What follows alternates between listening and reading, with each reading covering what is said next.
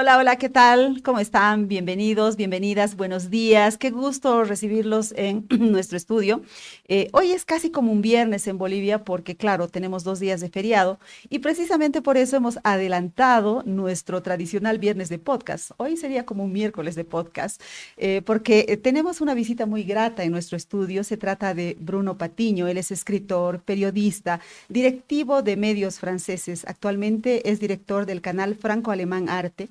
Él es francés, pero tiene raíces bolivianas, en realidad ascendencia boliviana, de lo que hablaremos en algún momento de la entrevista, pero lo central de esta conversación será su aporte al tema de las nuevas tecnologías, la inteligencia artificial, las redes sociales, en fin.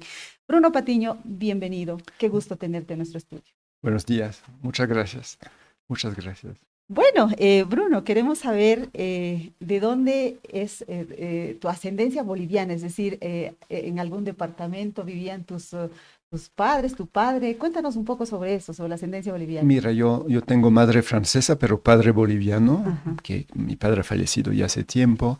Mi padre venía de La Paz, era paceño, de una Sí. familia paceña. Mi abuelo, Adrián Patiño, fue compositor. Compuso una música que pienso todavía la gente lo conoce un poco, que se llama Kunuskiwi, Nevando está. Él Mm. compuso eso. Mi padre también era músico y ellos vivían cerca de Sopocachi San Pedro, más o menos Ajá. en ese barrio. Y bueno, entonces siempre hemos tenido relaciones bien fuertes con Bolivia. Tengo Ujú. mucha familia aquí también, Ujú. todavía. Muchos primos, hijos de primo, un primo, dos primos hermanos. Y de vez en cuando vengo, tengo la suerte de poder venir casi cada 10 años vengo a Bolivia y cada vez me emociona en realidad. Bueno, y durante la niñez, ¿qué cosas de lo boliviano había en tu casa, en tu vida? En la casa habían muchas cosas bolivianas. Primero el idioma, Ujú. porque mi padre se empeñaba en hablarnos castellano a mi hermana y a mí, Ujú. para que nosotros tengamos una relación, digamos, con el mundo hispanohablante. Después la música, por supuesto, la música de mi abuelo, la música de mi tío, la música de mi padre, estaba muy presente y la cultura también. Digamos, mi padre nos contaba mucho de la historia Ujú. de Bolivia y por supuesto siempre nosotros, mi hermana y yo, quisimos conocer este país y cuando a los 17 años, después de mi bachillerato, tomé mi mochila y pasé aquí varios meses en realidad porque nosotros lo que queríamos es conocer al país, conocer a la gente, conocer a nuestra familia, pero siempre hemos tenido esa memoria, esa presencia, y por supuesto habían lugares de los cuales mi padre hablaba más que de otros. Y seguro los visitaste. Claro, hablaba mucho de La Paz, por supuesto, de su barrio en La Paz, hablaba muchísimo de Copacabana, Ajá. eh, y, ento- y entonces siempre hemos tenido, mi hermana y yo, esta relación con Bolivia y este deseo de conocer la realidad del país. Y después yo empecé mis viajes y desde entonces lo que era como un poco imaginado, ¿no? En nuestras mentes se volvió realidad. Bueno, y ahora vienes algunas veces a Bolivia. ¿Cuántas veces has visitado el país? No tantas veces he venido, 4 o 5 veces. A La Ujú. Paz he venido 4 veces. Una vez además he ido a Tarija por razones profesionales, por razones de familia.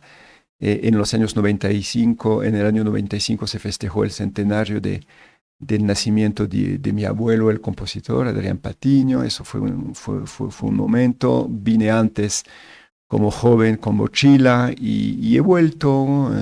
He vuelto en el 2004, he vuelto también con toda mi familia, mis hijas ya, para que conocieran Bolivia, mejor dicho, en el 2016, así es, en 10 años atrás. Y Bueno, cada vez me impacta, me sorprende el nivel de cambio, ujú, porque son como fotografías, ¿no? Que ujú. uno toma casi cada 10 años, entonces uno se da cuenta de la velocidad del cambio en el país. Bueno, Bruno está ahora en Bolivia porque ha presentado su más reciente libro en la Feria Internacional del Libro, ¿no? Los tiempos de la obsolescencia humana. Bueno, él en este libro y en sus anteriores trabajos hace cuestionamientos sobre cuál es el papel de la humanidad y cuáles son los riesgos de la humanidad, de la democracia, en fin, respecto a las nuevas tecnologías y en particular con la inteligencia artificial. Así es que yo le voy a preguntar si es que él está presente en las redes, por ejemplo, en qué redes está, cuáles son los límites que pone además a las redes. Pero por supuesto, porque yo amo mucho a la tecnología y como casi todos la utilizo porque es una herramienta fenomenal, ¿no? Entonces, cuando empezó, yo tenía la suerte, yo trabajaba para un diario en Francia, entonces cuando empezó la red, cuando empezó Internet, estuvimos en la red, me tocó desarrollar la página web del diario, entonces me interesó todo eso, me fascinó en realidad desde el principio. Y por supuesto, cuando llegaron como en el 2006, 2007 las redes sociales, entonces yo fui uno de los primeros a tener una cuenta en las redes sociales. Y ahora que viene la inteligencia artificial, los agentes de inteligencia artificial, por supuesto, he estado utilizando primero ChatGPT, ahora estoy más en Claude, pero bueno, eso es un detalle nomás. Pero eso es lo que me interesa en realidad, porque todos nosotros estamos utilizando esto y y es todo lo normal, porque a un momento u otro nos decimos, pero ¿cómo hacíamos antes, no? Antes de la red, ¿cómo se hacía? Yo, por supuesto, viví muchos años antes de la red y tengo dificultades ahora en imaginar cómo yo lo hacía para hacer muchas cosas de mi vida, de mi vida diaria antes de la red. Mismas cosas con las redes sociales. Y ahora con la inteligencia artificial, poco a poco me estoy diciendo, pero ¿cómo se hacía antes de los agentes de inteligencia artificial? Y todo eso es lo normal. Lo que a mí me interesa es que el mundo entero, cuando tiene un celular, una computadora, pero más que todo un celular ahora, está utilizando estas herramientas muy fácilmente, muy rápidamente, y poco a poco no nos damos cuenta todos que eso, por supuesto, tiene consecuencias. Tiene consecuencias en nuestras vidas individuales y tiene consecuencias en nuestras vidas colectivas. Y eso es siempre lo que me ha interesado y he estado escribiendo sobre este tema hace casi 20 años ahora que estoy escribiendo sobre este tema y no para condenar, para halagar, pero primero hay que tener en la mente que yo no pienso que haya un determinismo tecnológico, ¿no? Yo pienso que siempre lo que nos está pasando es una mezcla de tecnología, de modelo económico, de intereses de grandes compañías, de ausencia de decisión del Estado, del nivel político. Lo que estamos viviendo es una consecuencia de muchas cosas, entonces nos deja libertad también para poder, digamos, decidir de qué dirección va a tomar este uso de la tecnología. Entonces siempre esto me ha interesado, el impacto sobre nuestra vida individual y el impacto sobre nuestras vidas colectivas, es decir, nuestra vida social, política y casi como seres humanos en realidad. Me llamó mucho la atención el título del más reciente libro, Obsolescencia humana. ¿Significa que los seres humanos también podemos ser obsoletos, por ejemplo, como las máquinas o como las cosas? Es una muy buena pregunta. Este título es un título un poco provocativo, ¿no? Siempre mis títulos han sido provocativos. Antes sobre las redes sociales mi título fue La civilización de la memoria de Pez, porque en realidad es una pregunta que por lo menos, que por lo menos está en la mente de algunos agentes tecnológicos, o mejor dicho, de algunos empresarios que hoy en día empujan o hacen la inteligencia artificial. Ellos acompañan en esa novedad tecnológica con una idea, con una ideología en realidad, que es más algo de su programa propio político que del mecanismo automático de la tecnología. Y ellos tienen esa idea que construyendo poco a poco estos instrumentos, estas máquinas, van a ser más inteligentes que la humanidad. Entonces hay la gente que lo ve, esos ideólogos lo ven hay algunos que lo ven de manera positiva, diciendo, bueno, el ser humano es muy desordenado, nosotros tenemos emociones, nosotros muchas veces no pensamos muy rápidamente, y entonces a un momento u otro, todos los problemas que tenemos, las máquinas la van a solucionar. Y así el ser humano, si más o menos obedece a lo que reflexiona, a lo que decide la máquina, va a solucionar un poco todo, las enfermedades, la pobreza, las inigualdades y todo, puedes hacer toda la lista. Y hay los otros que por supuesto no son tan positivistas, pero son lo que llaman transhumanistas o lo que los llamo yo antihumanistas, que dicen eso va a ser la oportunidad para que algunos seres humanos sean aumentados y ya con la máquina, con la inteligencia artificial, con la ayuda de la nanotecnología, vamos a tener un ser humano aumentado. Pero en los dos casos, esa ideología es la misma cosa. Ella considera que nosotros somos obsoletos, en realidad, que somos obsoletos para tomar decisiones, somos obsoletos para gobernarnos, somos obsoletos para decidir de verdaderamente a dónde vamos y de lo que puede ser a un momento nuestros objetivos como sociedad o nuestros objetivos como individuos. Entonces, ellos empujan en eso y digamos, la idea de este libro es que si nosotros no a un momento intentamos reflexionar sobre nuestro uso de la tecnología, si nosotros a un momento u otro no planteamos esta pregunta al nivel político noble, entonces sí, poco a poco nos vamos a volver obsoletos porque es muy fácil, y yo te diría casi muy agradable, delegar todas las decisiones de nuestra vida a una máquina a quien preguntas cosas, te contesta, le pides ayuda, te dice qué hacer y al fin y al cabo, poco a poco, sin darte cuenta, terminas obedeciendo a la máquina. No porque la máquina es un dictador, para nada, a todo lo contrario. Es como un amigo que siempre está, a quien siempre puedes preguntar algo y que te dice siempre lo que hay que hacer. Y poco a poco, entonces vas delegando muchas tareas de tu vida. En ese caso, tú te vuelves más o menos a un momento obsoleto. Bueno, entonces la pregunta clave es, ¿qué cosas no deberíamos delegar, Bruno? Porque me parece que estamos ante un riesgo muy grande de que deleguemos la propia vida.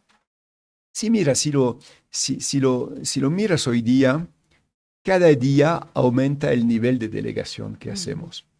Por supuesto, no todos hacen la misma cosa, hay unos que delegan mucho, otros menos, pero si vemos en el promedio a dónde vamos, ¿no? Primero, bueno, los estudiantes delegaban parte de su trabajo, los profesionales parte de los análisis, se pedía, por favor, hazme eso, redáctame esta carta, y poco a poco.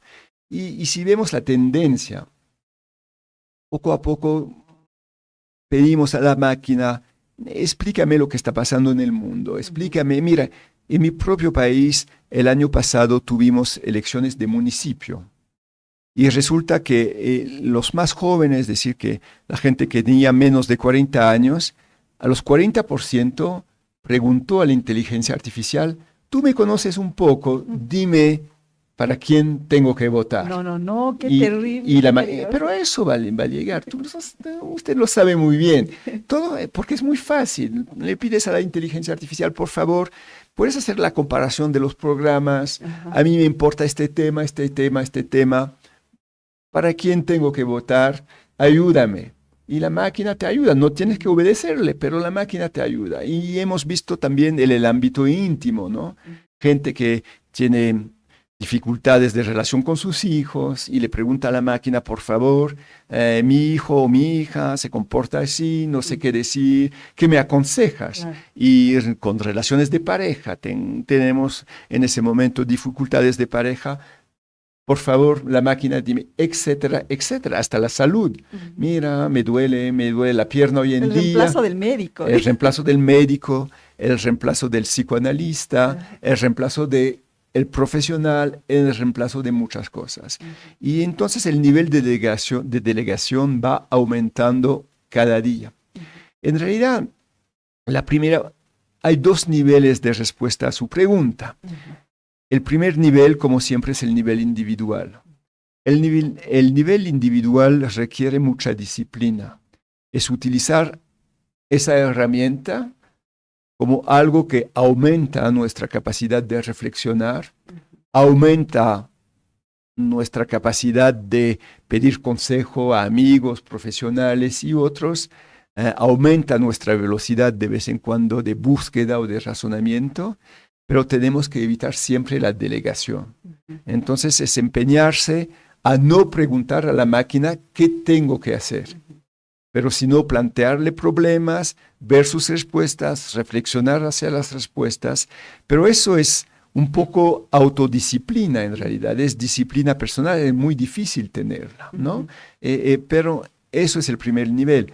El segundo nivel en realidad es un nivel que yo llamo filosófico y político, porque el problema no es, por supuesto, es un problema de delegación, pero también es su problema de configuración de la máquina. Estamos delegando muchas acciones a máquinas cuya configuración nosotros no conocemos.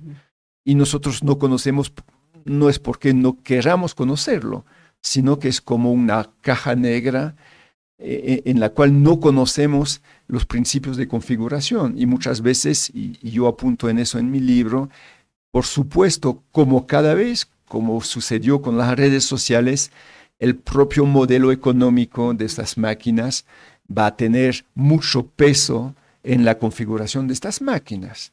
Entonces, a un momento u otro, si le pides a una máquina, mira, cuéntame lo que pasó hoy en día en Bolivia, o cuéntame lo que pasó ayer en mi país, en Francia, políticamente, y no sabes nada de la configuración de esa máquina, entonces el riesgo de errores, de sesgos, de manipulación es muy grande. Entonces, a un momento u otro, vamos a tener que enfrentar la pregunta filosófica y política de la responsabilidad de esas máquinas. Bueno, y entonces ahí la pregunta es si es que le estamos preguntando a una máquina incluso por quién votar, ¿cuáles son los riesgos para la democracia? Tanto de la inteligencia artificial, pero también el mundo de las redes sociales, los algoritmos. Sí, lo que hay que ver es que, usted lo plantea muy bien, porque hay que mirar a esta cuestión de la democracia, digamos, después de la revolución digital, no solamente lo que está pasando con las inteligencias artificiales. Miremos un poco el principio de la democracia, como la hemos conocido, de lo que vamos a hablar de la democracia moderna. La democracia moderna supone muchas cosas, pero entre las cuales hay la participación de todos, y se supone, es la teoría, por supuesto, pero esa teoría tiene algo de verdad, que cuando el ciudadano o la ciudadana va a votar, lo hace precisamente como ciudadano y ciudadana. No lo va solamente con sus emociones, su necesidad, pero lo hace con una vista del interés general, o para qué decir, el interés del país. Y eso supone que, digamos, tengamos una colectividad, un país que esté informado de manera un poco, digamos, que todos beneficien del mismo nivel de información, o digamos por lo menos de un nivel de información mínimo. Entonces, si usted lo mira bien, a fines del siglo XIX, cuando se reinventa la democracia moderna, hay al mismo tiempo las leyes de educación, el sufragio universal, bueno, con muchas diferencias en muchos países, por supuesto, pero eso es la tendencia. Pero todo eso apunta que a un momento u otro vamos a tener un razonamiento, la racionalidad de nuestra mente va a ser como, digamos, el factor mayoritario en nuestra decisión cuando vamos a votar. La inteligencia artificial, la revolución digital, mejor dicho, cambia un poco todo eso, ¿no? Porque a un momento u otro ya no estamos hablando de las masas, sino de la muchedumbre, con la interconexión de todos, el sistema se compleja muchísimo, y cuando vienen poco a poco las redes sociales han transformado totalmente el espacio informativo, lo han revolucionado, yo diría, casi para siempre. Antes, el espacio informativo era hecho de medios de comunicaciones, todavía siguen, por supuesto, estamos aquí hoy en día, con profesionales que más o menos organizaban el debate público junto junto, digamos, al espacio político, es decir, que el espacio informativo organizaba los temas, encontraba información, publicaba información, pero las redes sociales no es así. Las redes sociales es un sistema de participación general en el cual cada uno puede comentar, cada uno puede publicar, cada uno puede a un momento hacer circular una noticia o incluso escribir una noticia. Y eso no me parece negativo para nada. Pero en ese sistema circular, ya no este sistema lineal, pero circular, hay un defecto. Y el defecto, y eso, de eso escribo en mis libros anteriores, uno de los defectos mayores es el siguiente. Es que estas redes sociales que aparecen en el 2000, 2006, 2007, esas redes sociales en realidad tienen un modelo económico, que es un modelo económico que lo conocemos todos, que es la publicidad. Y cuando tienes una plataforma que funciona sobre el modelo económico de la publicidad, entonces tu objetivo, tu reto, es que la gente pase mucho tiempo en esa plataforma, porque si pasa mucho tiempo en esa plataforma, vas a poder vender mucha publicidad en tu plataforma. No tiene nada de ideológico, es bastante lógico, comercial y bastante lógico en realidad. Pero bueno, tomando eso, es lo que llamamos la economía de la atención. Entonces, tomando eso, las plataformas han organizado el algoritmo para que aumente, digamos, la eficiencia económica de la plataforma. Entonces, han dicho al algoritmo, por favor, en los mensajes, todos los mensajes que nosotros ponemos en las redes sociales, por favor, aumenta la visibilidad, acelera la visibilidad de los mensajes más eficientes económicamente. Y por favor, haz lo contrario con los mensajes que no son eficientes económicamente para nada.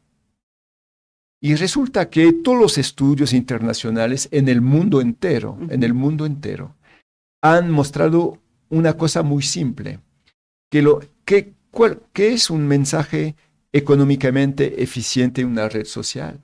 Es un mensaje que va a atraer su atención, mi atención cuando estamos haciendo otra cosa. Tenemos la notificación y ¡ay!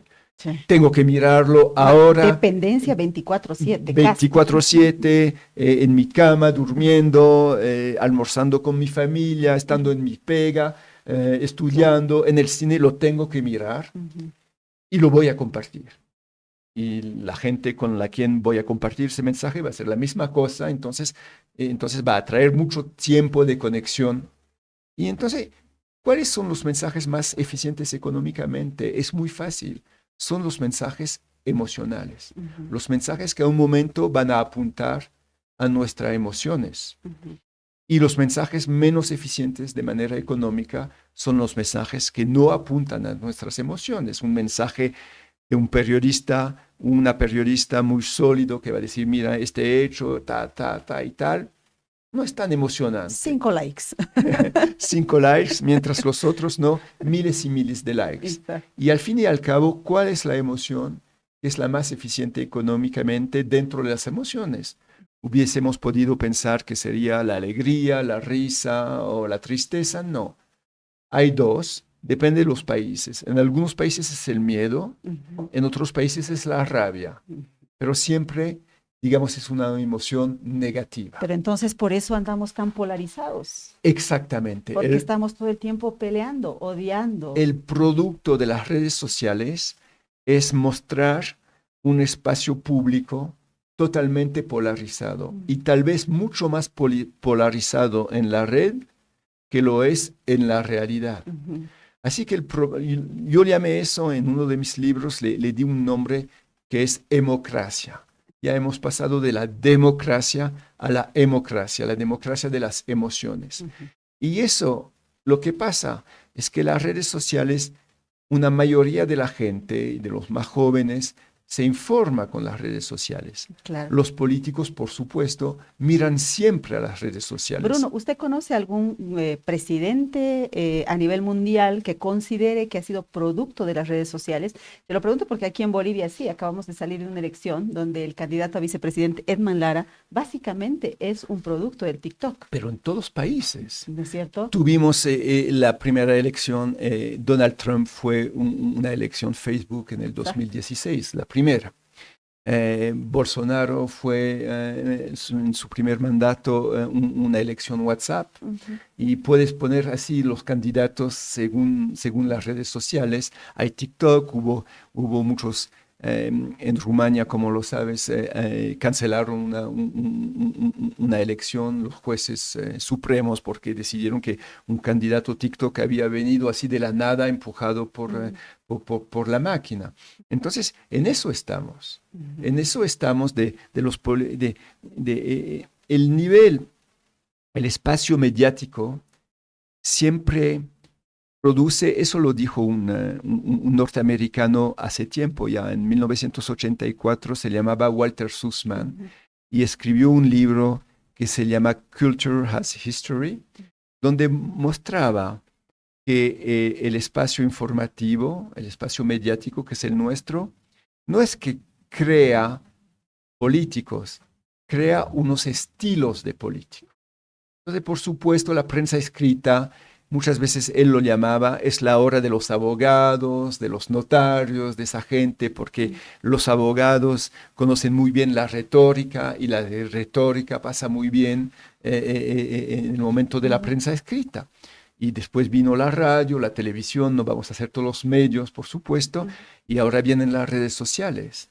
Y las redes sociales, por supuesto, han producido tipos de candidatos que pueden ser de izquierda o de derecha, pero el estilo político, así apuntando a emociones, estando siempre en el buzz, como se dice, polarizando siempre y cambiando de tema casi cada 10 segundos, porque de todos modos no tenemos la memoria del tema y siempre poniendo vídeos aquí, por supuesto. Mensajes cortos. Explosivos, ¿no? Y no teniendo que ir dentro de la explicación grande, porque en eso no estamos.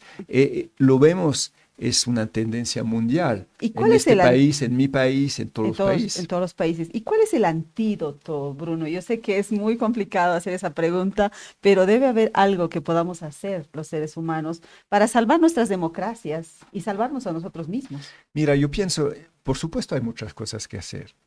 Primero, yo pienso que estamos en el último libro.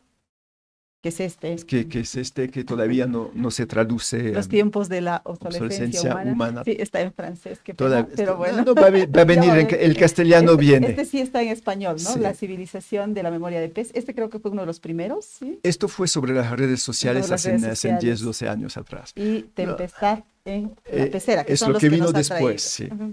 Y bueno, este viene en castellano también. Lo que pasa es que, mira, sí, en el último libro estoy diciendo que estoy haciendo un paralelo con la revolución de la imprenta en los años 1455. Uno se olvida porque cuando mira a la revolución de la imprenta, digamos con 2 o 3 siglos de historia, nos aparece como un progreso para la humanidad, y lo fue. Si lo miramos ahora, podemos decir, mira, la revolución de la imprenta, todos los historiadores están de acuerdo. Bueno, produjo el Renacimiento, la reforma desde el punto de vista religioso, y después el siglo de las luces, y después la ciencia moderna y la democracia moderna. Fíjate qué invención más increíble. Pero si miramos, todos hemos olvidado que si miramos los 20, 30 o 40 años después de la invención de la imprenta, era un caos increíble en Europa donde se inventó la imprenta. Porque, digamos, todos los poderes estaban bajo la amenaza de los panfletos, de los libeles, todo estaba verdaderamente la organización del conocimiento, la organización política, todo esto fue un caos general, incluso con guerras civiles o guerras de religión. Yo creo que estamos en ese momento en que verdaderamente la revolución digital produce naturalmente un caos en nuestros regímenes políticos, en nuestros espacios informativos y de conocimiento, porque todavía sabemos o comprendemos que estamos cambiando de paradigma, pero todavía no encontramos las herramientas filosóficas, las herramientas políticas para establecer, digamos, el marco general de este nuevo paradigma. Yo creo que entonces en eso estamos. Ujú, Yo creo que lo que a mí de vez en cuando me desespera ujú, es que yo veo el mundo político, no solamente en este país, en todos los ujú, países, verdaderamente en todos los países, no se interesa tanto para esta pregunta. Tiene muchas otras cosas que hacer y por claro, supuesto hay muchas urgencias, lo sabemos muy bien, sociales, económicas, de desigualdades, todo eso lo sabemos muy bien, geopolíticas, para no hablar del clima y todo eso. ujú, Pero también se necesita un momento poner un marco dentro de este nuevo paradigma. Entonces yo creo que poco a poco el tema se va a politizar, ojalá sin polarizarse. ujú. Mientras tanto, tenemos nosotros como individuos o como comunidades, yo creo en realidad, que resistir a la polarización.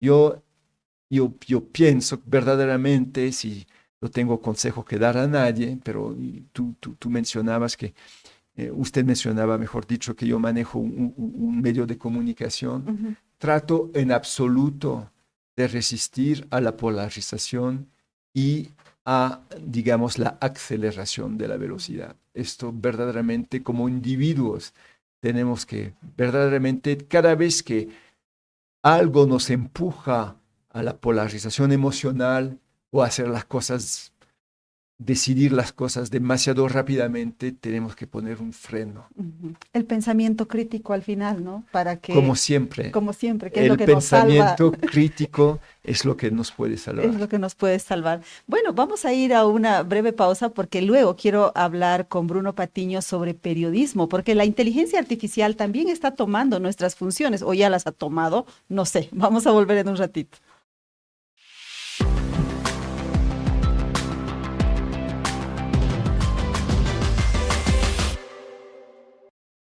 Paquetes diseñados para ti, desde 70 invitados en adelante, organización completa y detalles que marca la diferencia.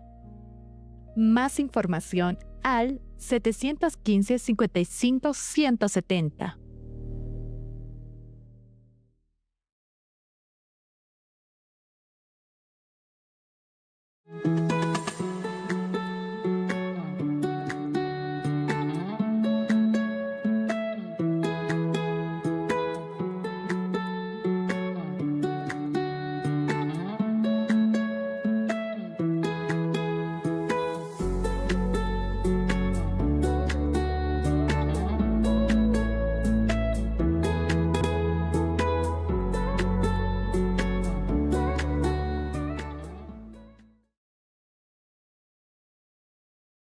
Events One to One está listo para organizar tu próximo evento. Nos encargamos de todo, de inicio a fin.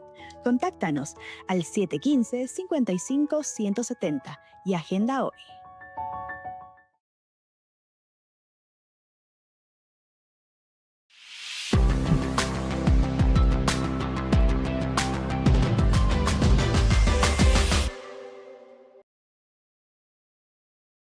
Bueno, estamos de regreso dialogando con Bruno Patiño. Él es francés, tiene ascendencia boliviana, es escritor, periodista, directivo de medios franceses, medios de comunicación. Así es que con él sí que tenemos que hablar sobre periodismo. Bruno, ¿la inteligencia artificial está reemplazando el periodismo? Mira, la pregunta siempre es la misma cosa. Por supuesto que de manera del punto de vista profesional, no. Porque el periodista normalmente su oficio es dar una información averiguada, independiente y más que todo lo que dicen los norteamericanos accountable, es decir, una información en la cual tú pones tu responsabilidad sobre la mesa. Y una máquina puede averiguar, tú no sabes cómo se configura, entonces independencia la máquina no la tiene y por el momento la máquina no tiene ninguna responsabilidad. Entonces, si nos ponemos del punto de vista profesional y sabemos muy bien todos los errores que vienen, ¿no?, de los agentes de información y de inteligencia artificial, el punto de vista profesional no hay ningún peligro. Además, si estamos mirando en las salas de redacción, anotamos que la inteligencia artificial muchas veces se utiliza porque en realidad te puede acelerar una búsqueda, te puede analizar a miles y miles de datos así de un tiro, cuando antes ibas a pasar una semana, 2 semanas, 3 semanas analizándolo. Entonces es una herramienta. Pero hacer esa respuesta es una respuesta demasiado optimista en realidad, porque del punto de vista profesional, se podría decir que con unas máquinas cuya configuración es una caja negra, nunca más se han necesitado más periodistas para averiguar incluso los mensajes que están produciendo la máquina. Pero bueno, en realidad hay 2 peligros en los cuales estamos. El primer peligro viene de nosotros mismos como usuarios.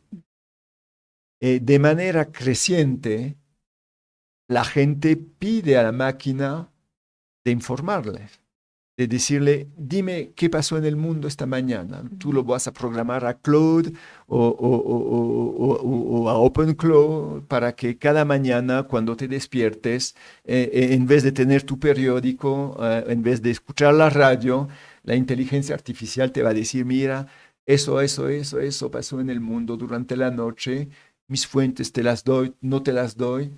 Así es. Y si miramos poco a poco, hay un estudio internacional, pero desgraciadamente no menciona Bolivia, pero un estudio que está hecho por la Universidad de Oxford en Gran Bretaña, por el Reuters Institute, que muestra que ya este año, o mejor dicho, el año pasado, en el 2025, el 10% de la gente en todos los países, Europa, Norteamérica, Asia, se informa gracias a la inteligencia artificial. Y cuando vemos la tendencia, podemos imaginar bastante fácilmente esos 10% se van a volver 20, 30, 40, 50% muy rápidamente. Entonces, el primer peligro es eso, es a quién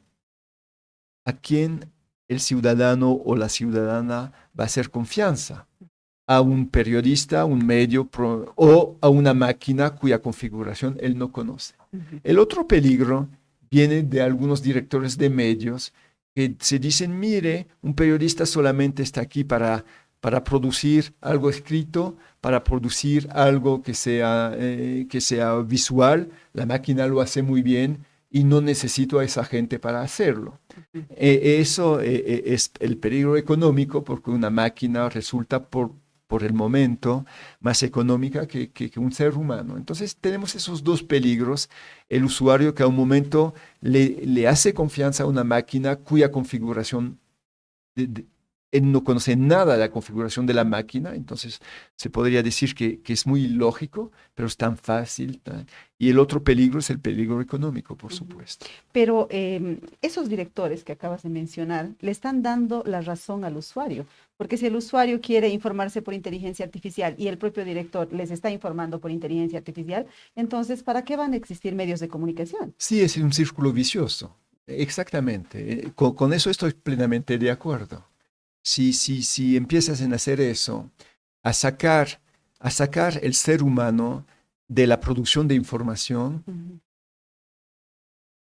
lo tengo que decir así, es a un momento, además, digamos, de lo que quiere decir políticamente, pero es decir que de manera u otra no tiene importancia el hecho de poner su responsabilidad en la mesa y el hecho de poder garantizar una independencia de la información que tú produciste, por supuesto. Y en la parte... Pero ojo, yo pienso a un momento u otro, que hablamos del usuario, yo soy un usuario, por supuesto, como todos nosotros, pero yo creo que el usuario anda siempre en una paradoja, ¿no?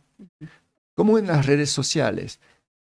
Yo estoy horas en las redes sociales, pero al fin y al cabo me canso y necesito al fin del día saber cuál era lo cierto, cuál no es cierto. Vemos con los productos de inteligencia artificial ahora, con todas esas videos falsas que vienen, lo que se llama AI slop a un momento, y más que todo cuando hay un momento de elecciones en todos los países del mundo, ahora vienen miles y miles de videos, no sabes cuáles son falsas, cuáles son para la broma, cuáles son de ataque.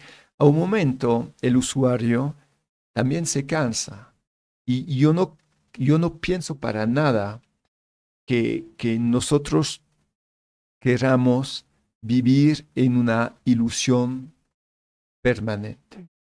Yo creo que, por supuesto, utilizar la máquina es algo muy sencillo, algo muy, muy práctico, pero al fin y al cabo, al fines del día, necesitamos saber. Tú sabes, yo en otro libro menciono, para mí, una de las novelas más modernas de esta época de inteligencia artificial es El Quijote. Oh, porque qué mira, ironía. sí, 1605. Y el Quijote, porque eso quiero decir cuando hablo del usuario, el Quijote vive en su ilusión, ¿no? En su alucinación, mejor dicho. Él siempre piensa que es un caballero, que, bueno, todos saben, conocemos esa historia. Pero a cada punto de la novela, Cervantes nos dice, la realidad siempre vuelve a un momento a estar presente, porque lo pegan, se burlan de él, y en realidad él vive en su sueño, como hecho por inteligencias artificiales que está en su mente, pero la realidad siempre vuelve. Y la realidad en ese caso, cuando vives en una alucinación, no es amable. Entonces yo creo que estamos como usuarios siempre entre esas dos cosas, ¿no? Es que queremos utilizar inteligencia artificial, es una máquina, y tenemos esa relación con ella como si fuese un ser humano. Infórmame, por favor, explícame eso, por favor, tengo un duelo, por favor, ayúdame. Y estamos invirtiendo mucha emoción en esta relación con la máquina, pero de vez en cuando la realidad vuelve a hacerse presente en nuestras vidas. En ese momento anotamos verdaderamente que necesitamos de vez en cuando como ejes, ¿no? Como lugares donde podamos estar seguros que eso verdaderamente sucedió. Yo creo que digamos que el pedido social para el periodismo va a crecer de manera bien increíble, porque cuando yo veo, bueno, me intereso por supuesto a todo lo que está sucediendo en Irán, cuando veo esas 250 videos y no sé cuál es la verdad, Quiero no que sé, alguien me ayude. al Un fin y al periodista, cabo, puede ser. ¿dónde? Tú hablabas del libre árbitro a un momento, sobre qué tengo que utilizar eso. Entonces, al fin y al cabo, vamos a necesitar eso. Lo que pasa es que hay que estar seguro que cuando la demanda social, al fin y al cabo, vuelva de manera fuerte hacia el periodismo, todavía existan medios Que no profesionales. hayamos desaparecido. No, creo que no, pero es un momento difícil, por supuesto. Claro, pero bueno, se viene entonces una gran oportunidad frente a la IA, periodismo profesional, ese sería como el mensaje, ¿no? Claro. Claro. Que así sea, de verdad. Y bueno, Bruno es, les decía al principio, director de un medio franco-alemán, Arte.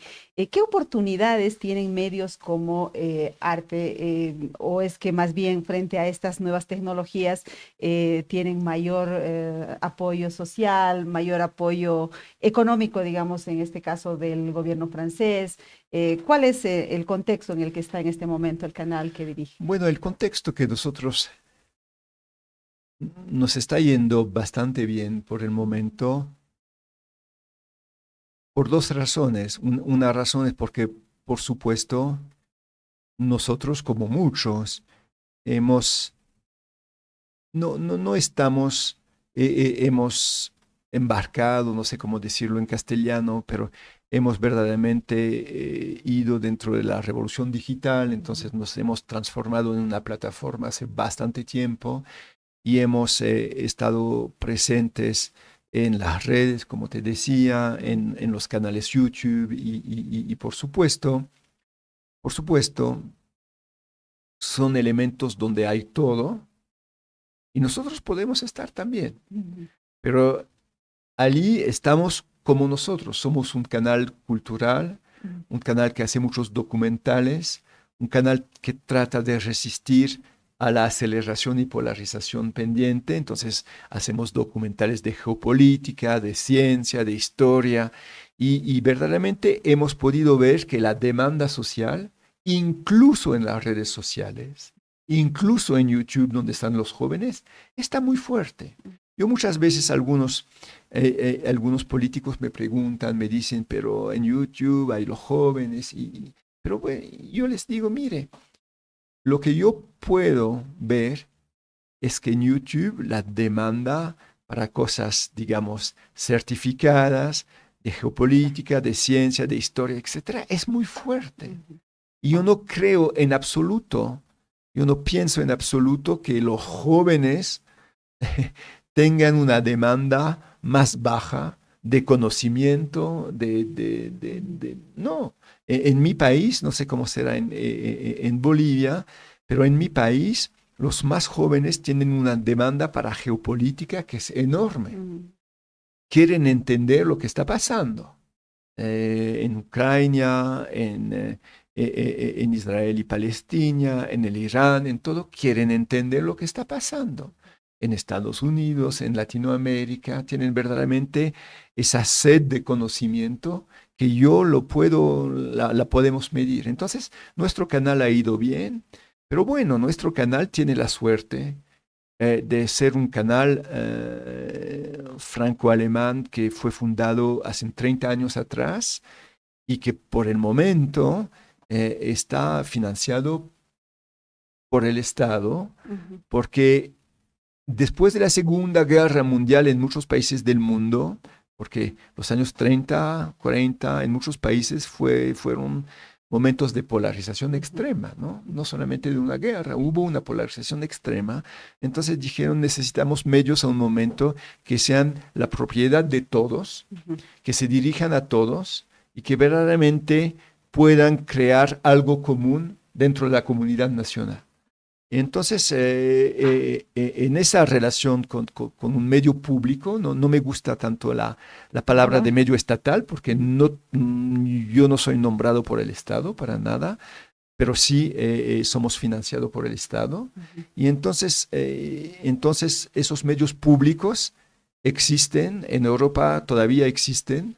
En algunos países son fuertes en Gran Bretaña con la BBC, que conocemos todos, son fuertes en Alemania con la ZDF y el ARD, son fuertes en Francia, y nosotros somos un poco este producto de estos medios públicos. Y además de eso, nosotros tenemos la suerte histórica de haber sido creados por un tratado internacional entre Francia y Alemania hace 33 años atrás. Y no faltará alguien que diga, pero entonces tienen financiamiento estatal y con eso pueden estar tranquilos, no importa la IA. No, importa, porque tienen audiencia, ¿no? Si no tuviera audiencia, tampoco es que un canal se va a sostener. No, claro, nuestro KPI, como dicen los norteamericanos, nuestro objetivo es por supuesto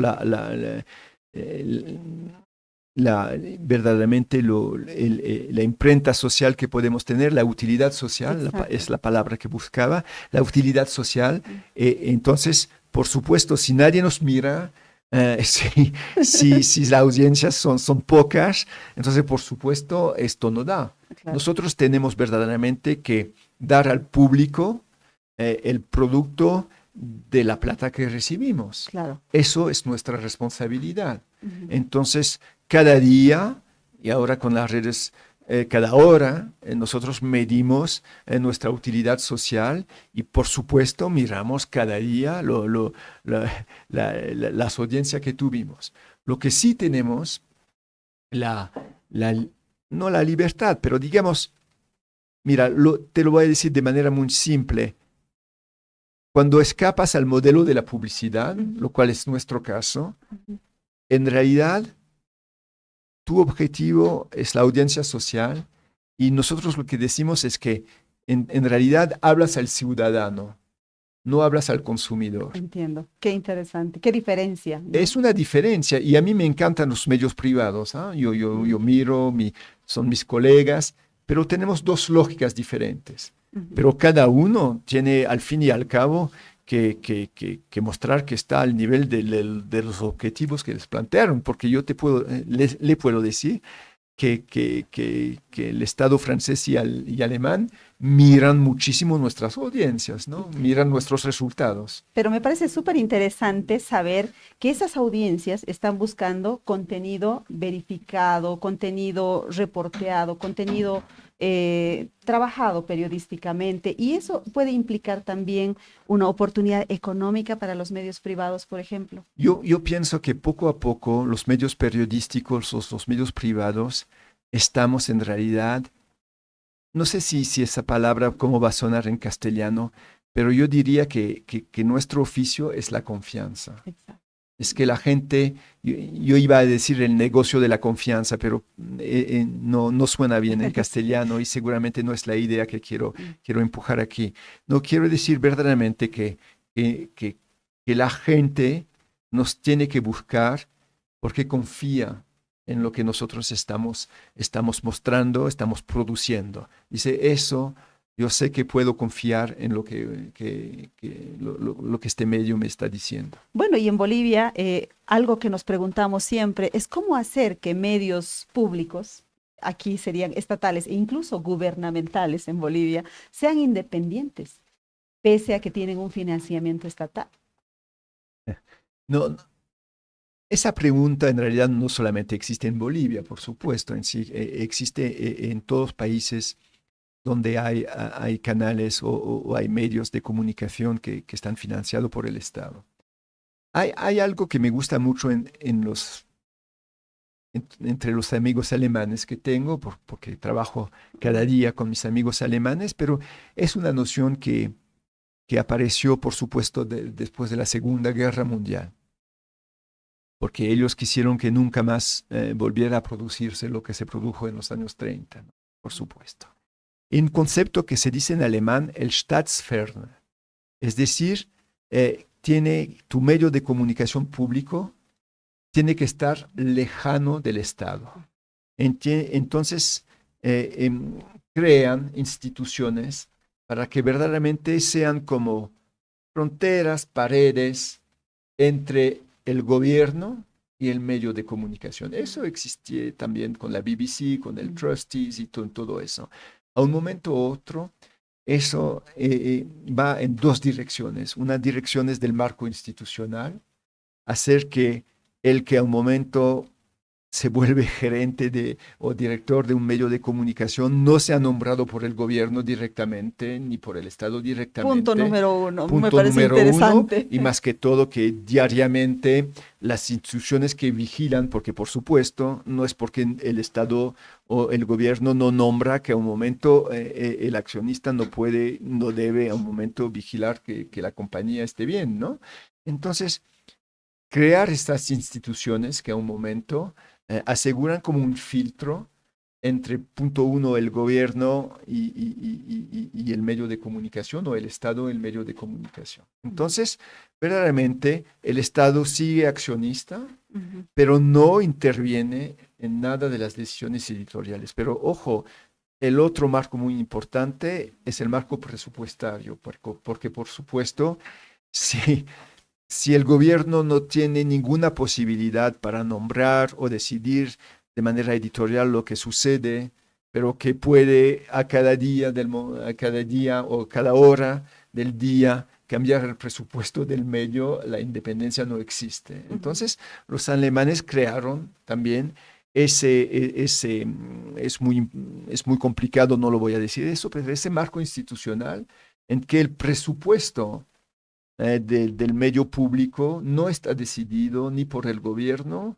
ni por el Estado, pero por una comisión totalmente independiente que decide eso. Eso no quiere decir que el financiamiento sea fácil para los medios públicos, porque créeme que esa comisión hace un trabajo verdaderamente que podría ser un accionista privado. Pero esa noción de Staatsferne me parece una noción muy importante. Qué interesante, ahí está entonces el aprendizaje, un medio público lejos del Estado y en Bolivia, por favor, lejos del gobierno, tendríamos que decir más específicamente. Bruno, muchísimas gracias por haber estado en nuestro programa. Muchas gracias, Mary. Muchísimas gracias. Encantada de saber que en las altas esferas europeas, de la intelectualidad europea, hay sangre boliviana. Gracias. Muchísimas gracias. Amigas, amigos de Sin Maquillaje, les agradecemos por habernos seguido. Enseguida viene Brújula Streaming con Raúl Peñaranda y Diego Ayo. No se desprendan de nuestros 4 canales de distribución. Muchas gracias también al equipo técnico que ha hecho posible esta transmisión. Conmigo será hasta el día lunes. Disfruten de este largo feriado. Chao, chao.